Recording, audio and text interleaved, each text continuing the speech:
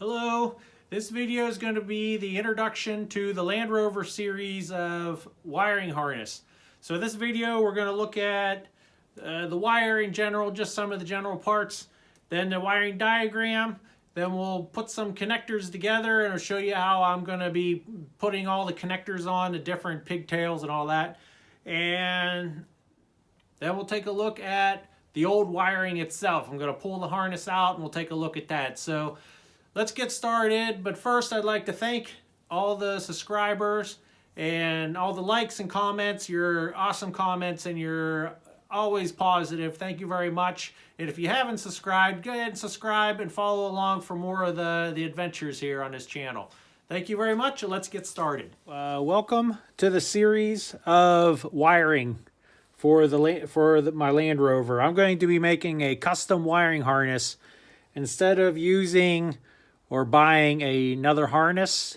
And have you seen if my other previous videos of the wiring that it's pretty much all chopped up and it's a mess or whatever. So a few things I wanted to point out that I'm going to be working on is one is I'm going to be putting in a fuse block.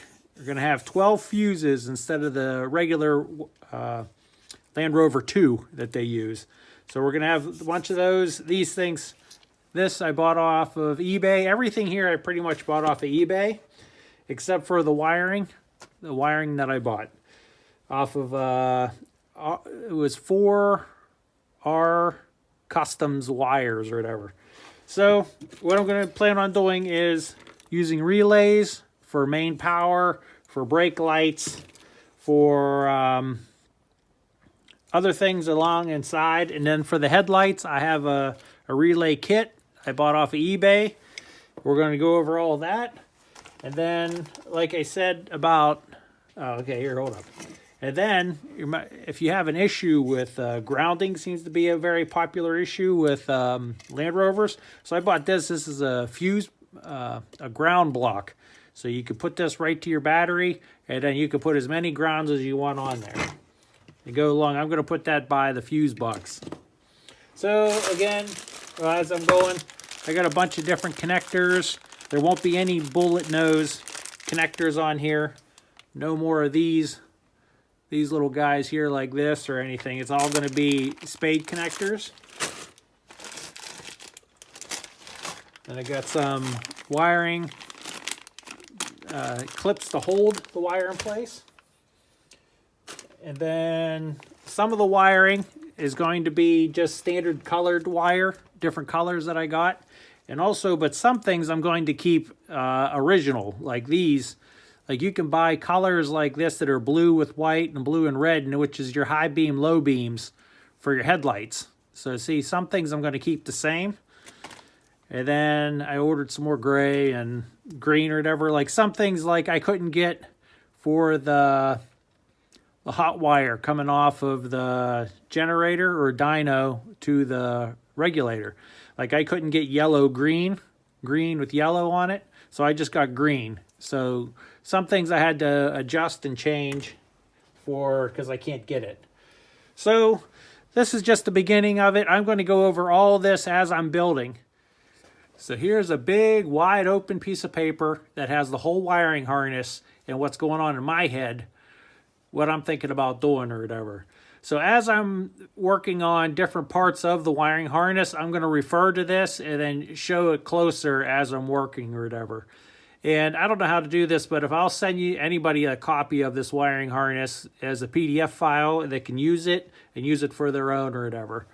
So just to give you a quick overview, like back here is tail lights here and the harness that's going to go towards the front. This is the fuse box I just showed you here. Fuse box here. Some relays are over here. And then like the ignition switch here and some other things. Flip it this way. And we got our headlights up here. And our turning signals here and here. And then our battery. So I'll give more detail as I'm working on things and I'll show you closer what I'm doing or whatever. But like the voltage regulator, dynamo. So this is kind of what I'm going to follow. I have all the colors on here and I have all the fuse box laid out, what I want to do with it. So So that's about it for the wiring diagram, but we'll refer to this a few times. And I'm going to try to write down wire lengths too as I'm working. So, okay, so one thing is what I plan on doing with this is just using normal tools, nothing special. Just a Sharpie, a pair of crimpers. They're actually non-insulated crimping shears, and a wire stripper here, but I'm going to be using for the non-insulated ones. Wire stripper, not anything fancy. And this is your traditional one that you buy at the store. You can do your insulated ones, your connectors, cutter, non-insulated, and wire cutter all in one piece or whatever. So I'm going to use a combo of these to work on a thing. Oh, and a Dremel with a wire brush on the end to clean all the connectors as I'm going. So nothing fancy, no special tools. We're just going to be doing this. So these are the connectors I plan on using all over on the truck or whatever. I'm going to be using a 1/4 inch spade connectors. You got a male one and a female one. You can see they fit together, but these are supposed to be like kind of water resistant or kind of slow down the water from getting inside. So you can put these together, and I'm using the male connectors for all the pigtails coming off all the lights and everything like that. So then all the wires that are going in to things, I'm using the female end. So these ones, they're a little bit different than your ones you buy at the store because they crimp just like the rest of your normal ones. Nothing crazy there, but they have a 3M shrink on the end. So you crimp it on, and then you get your heat gun and it shrinks down onto the wire. So I'll show you here on this one. So you can see here, see how it goes? You shrink it, you crimp it on, and then you use the heat gun and it shrinks down. And then this becomes watertight and everything, and it keeps your wire from pulling out from the connector too. So it makes it a little bit stronger. So that's what I'm using for all the connectors, female and male side or whatever, to put them together. And I bought them in, like, if you go on to eBay, you can buy them in packages of 25, like 25 male and 25 female. I've been using the smaller ones. These would be considered the red ones, which you see a lot of times red. They have red, blue, and yellow. And yellow is the big one, blue is the middle, and then red is the smaller one. But for some reason these came purple for the smaller ones. I don't know why, but the range is, they don't have it on there, but it's, oh, there you go, 18 gauge to 22 gauge, which is weird because all the wire I'm using is 14. But anyways, so those are going to be all the connectors that I'm using. Same, similar thing with the heat shrink down here, and then an eye connectors or whatever, eyelet connectors. And I think I got a whole bunch of 1/4 inch ones, and I got some smaller ones for smaller grounds or smaller connectors or anything I need to connect it to. So I got a bunch of these as well, all different sizes of the different sizes of wire connecting ones is what I got. But these are the two sizes that I got. This one will be good for the grounding bar that we're using. This will be good for whatever, like for the rear lights you'll see in the terminal box. So again, these ones shrink. You crimp them on, you heat shrink them down. No problem. So the other ones are going to be a lot of non-insulated butt connectors. So let me show you here. Like this, and what you have is you have your three sizes, just the same as before. You can see them right there. See the small, medium, and large? And I'm going to show you how I put these together here, because I got to make a wire. Let me show you here. I got two wires, and I want to put a male connector, or it would be a female connector, in the middle of this run in between this wire, so then I can jump her off of it.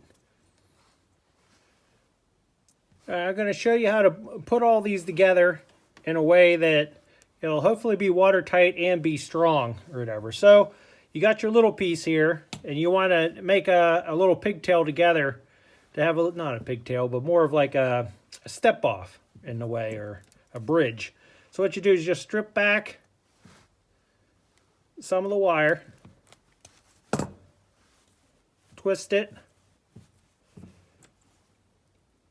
then kind of turn it into your connector, I like to twist it into there. Take your crimping tool.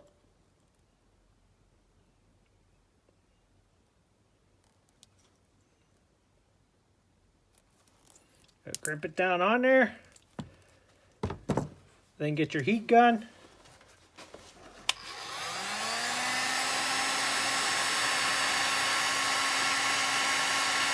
Probably could have made the wire a little bit longer, but that's okay. Haste makes waste, right?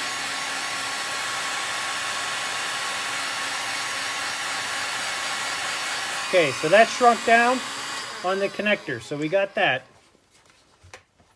Next thing you do is we're going to be stripping these two back. And you want to strip them back a little bit longer because you're going to be twisting them together. One side we're going to be twisting together. Twist it. And take this. Strip this back.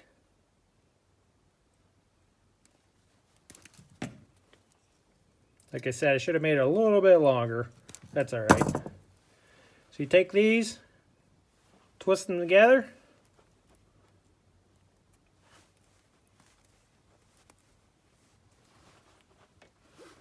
There you go, you got that. So this ones would actually fit normally with just a small connector, but since we're doing double wires, you got to jump up to the next wire size.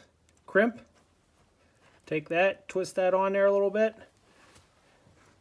You take the non-insulated ones.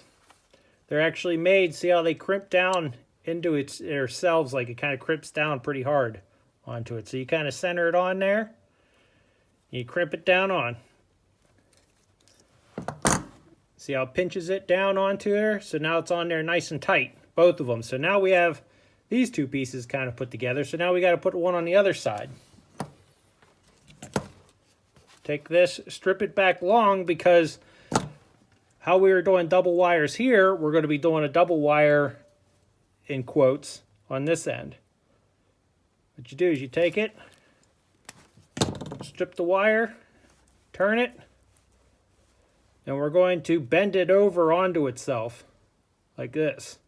So when we crimp it in, here you see I bent that up over, bend it down over so it'll be thick enough to fill up this gap inside here. So when we crimp it down, it'll be on there nice and snug and tight. See that? But before I do that, don't forget, you know it's going to be bare. So I bought a bunch of this heat shrink. You could buy this also on eBay really cheap. So what you do is you just get a piece of this and you just cut it off. Cut off a length of it. You put that onto your wire first because this is going to be your protective barrier for your non-insulated connectors. So now we take this, twist it on in there, get our crimper,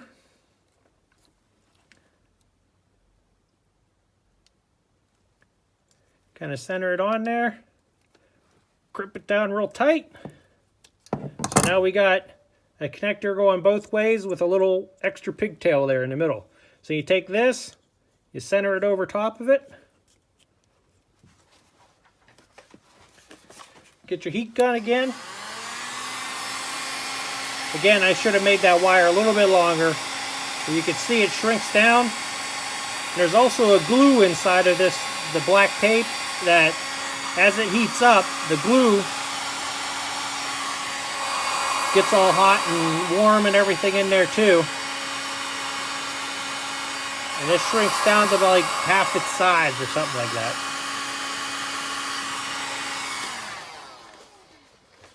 So now we have a wire, it's in the middle of the run. And you can see it shrinks down and it pinches these two wires together.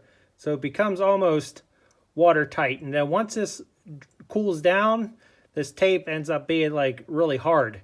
And you can kind of see here, if you can, there's the glue bubbles out of it as it's warming up with the heat gun. So then the glue inside here is all nice and warmed up, and then it dries and it becomes real hard, and then no water gets in there. It becomes a strong connection. But you can see Like this is going to come over. Gray is the marker lights. So this is going to come over from the passenger side, over, hit the driver's side right here to the marker light, and then continue up to the relay that's going to be under the dash. Okay, so here's just a regular butt joint. You can see I just put 2 wires together. I used a smaller connector, crimped them together with our crimper, and we got our cover. Come up over, center it up, and you just heat shrink that on with your heat gun, or you can use a lighter.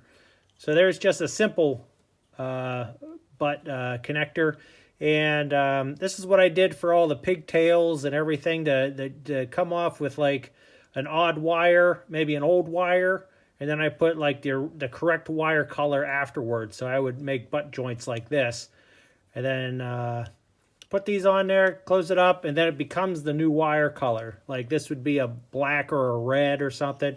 Then I'd put the correct color on this end, according to the wire diagram. Here, once it's heat shrinked and it's cooled down, it becomes pretty stiff or whatever, so then it holds that joint together nice and tight with the glue and everything in there. The wiring itself is pretty much just old and worn out, and you can see are just old connectors, which are fine, but the wiring themselves, you can see here, it's got cloth on the outside and then some cloth onto the inside. So I don't even know what color that's supposed to be, which it says red. Looks like it's red. And that one's just green with nastiness. And then all these other wires here. So I don't like the way, these are all the tags I put on, so I remember where to put them all. So after looking at the wiring diagram and everything, I'm actually going to put a fuse box in here with 3 relays. So everything will have a fuse on it. The tail lights, the headlights, everything is going to have a relay and not headlight, but a fuse of some sort or whatever. So that's the mess on the inside. So let's go around to the other side.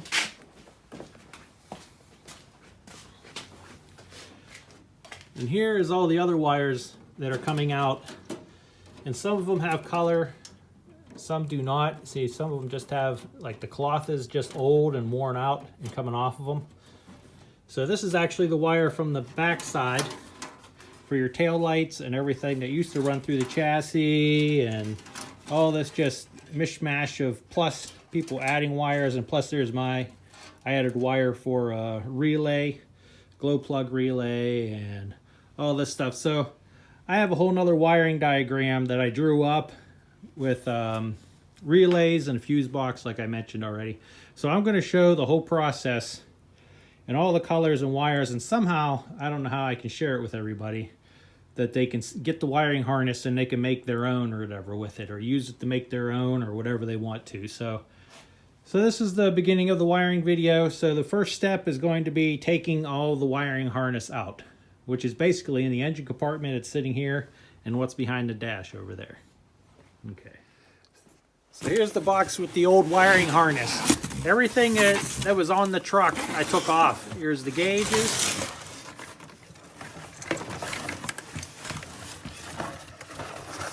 And here's the whole harness.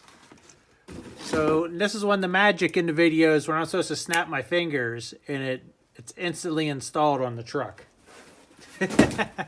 So anyways, so the gauge, we'll be going over all this as well, but the original gauge is only 62,000 miles on the truck originally. So in the back, it's your standard wire mess back here. There's a couple wires I've taken off, but see these bullet nose? I'm not going to be using any of these type of connectors on anything. So I'm going to have a whole video probably of just rewiring this. And from my wiring diagram, I'm going to be following wires.